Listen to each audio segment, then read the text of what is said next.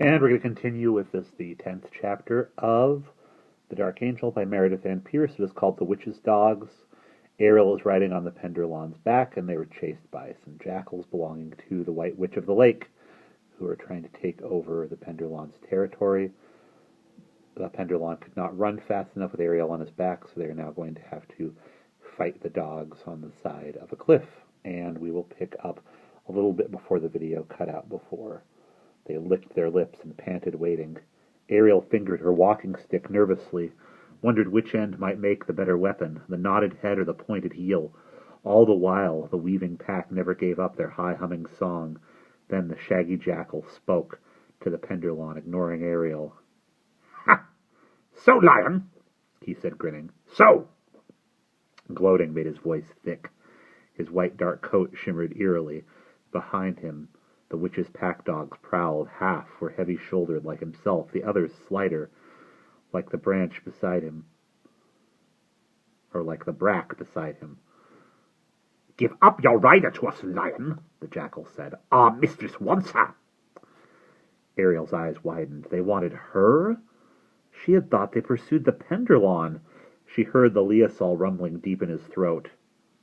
"By Our Lady Ravenna," he answered, low and dangerous, "I am unaccustomed to obeying your commands." Ariel racked her wits. What could the water witch of that desert lake want with her? The Penderlawn growled at the dogs. "I kill your kind." The jackal cut him off. "Ah, but that is all in the past. Now, lionling, when you came upon us, singly or in pairs, now we in a pack have run you down, and you know very well you cannot stand against us." He rose and arched his back lazily, stretching. "Still, it is not you we want today, only your passenger. Give her to us, or we'll take her." The rumble in the Penderlawn's throat grew darker, halfway between a purr and a growl. Sounded to Ariel like the dull thunder of approaching hooves. An answering growl arose from the jackal's throat. He lowered his head. Ariel tensed. But then the other jackal, the brack, slunk forward a pace or two. "But softly now," she mused. Behind her, the others wove and leapfrogged. Above their humming song, they whined impatiently and licked their teeth. "Why always conflict?" said the brack, "when a simple persuasion may suffice?" Her round, lidless eyes gleamed red and cunning. "Come, cat," she murmured to the Penderlawn. "Why resist? Hand over your prize willingly, and you will earn Our Lady's gratitude. Join us." Her voice sounded softer still, even more whining. "Our mistress can grant you whatever you desire." "The only thing I desire, jackal breath," the lion roared, "is to see your mistress overthrown." All the jackals fell back, snarling. Ariel herself flinched at the force of the Penderlawn's words. "Fool!" he hissed. The witch's dog... "Fool!" hissed the witch's dog. Her companions gathered themselves. "Cat! Fool!" Then, of a sudden, the jackal sprang, half lunged for the liasol, half for Ariel. Catching up her walking stick near the pointed base, Ariel swung its heavy, knobbed crown in a wide arc. Almost before she had time to think, the witch's dogs ducked, fell back, and sprang again. And again. And again. Ariel swung once more. The jackal shied just out of reach. To the side of her, Ariel heard the lion fending off his own attackers with savage growls and swipes of his paw. Ariel kept her eyes on the pack before her. As they regrouped, still humming above the snarls, still bounding, weaving, and staring at her with their carbuncle eyes, she realized how they had bunched themselves.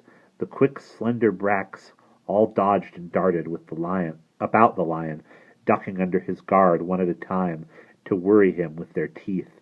Casting a brief glance in his direction, Ariel saw golden blood streaking the whiteness of his coat. The slower, more powerful dog jackals faced Ariel. She gripped her walking stick, watching them intently, trying to follow their movements despite the confusing shimmer of light and dark. Her clenched fingers hurt. Then suddenly, almost before she could react, one of the jackals lunged at her. Ariel cried out, stumbled back, jabbed with her walking stick too slowly. A scream escaped her throat as the jackal's jaws closed over her wrist. She felt no pain, no crunch of bone, nothing. Ariel stared. The jackal's teeth met, passed through her like vapor. Her staff, as she thrust it, met no resistance, glided through the attacker's chest and shoulders as though through empty air. She heard the dog-jackal's yipping, snarling laughter. The one before her fell back, grinning, growling. Ariel stood, as if knocked breathless, staring at her whole, unwounded wrist. "Lion?" she stammered. "Penderlawn, what is it?" Her jackals crouched before her in a semicircle, barking in gleeful red-eyed malice. "It passed through my hand. My stick went right through. What manner of beast are they?" The Liasol glanced over one shoulder and stared at her, startled, but only for a moment. His pack of jackals had not paused, even to taunt him with laughter. Ariel saw more blood on the lion's coat, though for the most part he seemed to be keeping the bracks at bay, with furious snaps of his jaws and powerful sweeps of his paw. "Spectres!" he cried suddenly. "Daughter, I should have seen it!" Now it was Ariel's turn to stare. "Spectres!" she murmured. Her mind seemed too dulled to take it in. It came to her slowly then, memory of Bomba's cradle tales with their spectres, images without substance, able to see and be heard, but neither touched nor felt. Ariel shook her head, catching sight once more of the sun lion's golden blood. "But you were wounded," she exclaimed. "How could they have harmed you?"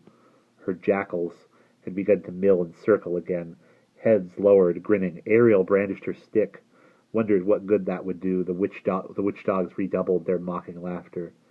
"Desert jackals run in pairs, daughter," panted the Penderlawn, keeping his own attackers at bay. "I grasp it now. The witch could not have had time to assemble all her jackals, nor has she power to control them all so far from her." One of the bracks came too close.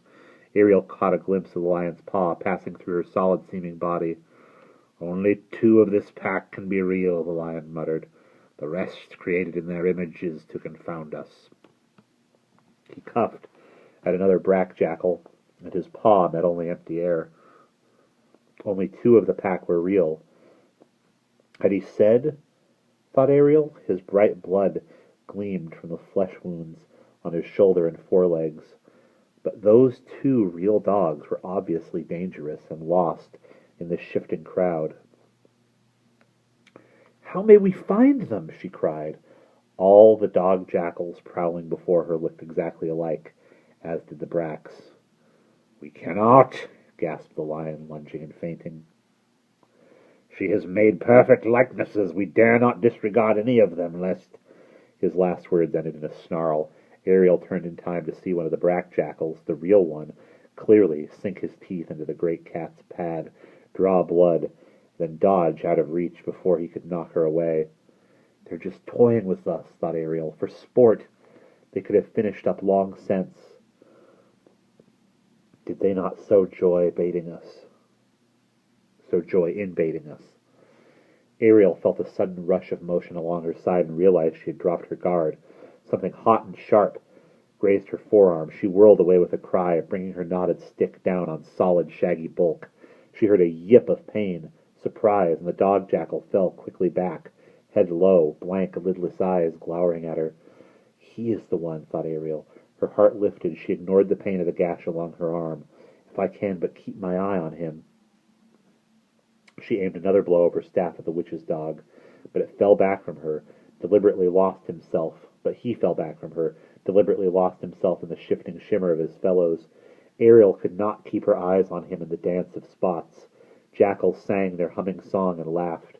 Ariel halted, afraid to advance more than pace from the lion's side, lest one slip behind her. Ariel heard a sharp yelp from one of the Penderlawn's jackals, glanced to see a brack tumbling away from the Liasol's mighty paws. For an instant, all the other bracks vanished, downslope. The brack he had struck, the real one, staggered to her feet, one forepaw crumpled to her chest, and shook her head. Her fellows suddenly reappeared, barking and lunging about the lion's ears, to no effect. He had the real one in his sight, and she was injured, could not leap and lose herself among the others. Ariel saw the great cat belly down to the sand and move fluidly forward. His golden blood gleamed in the light of Solstar. Blood on teeth, thought Ariel suddenly, returning her mind to her own fight now. Only a real jackal can harm me. Only the real one has wounded me. Her slashed arm ached. The real witch dog, Ariel realized, must have my blood on his teeth. She searched the miasma of roving red eyes and broken black spots before her, tried to find fangs, stared at them. Yes, one of the jackals did have a smear of rose on his white curled lip.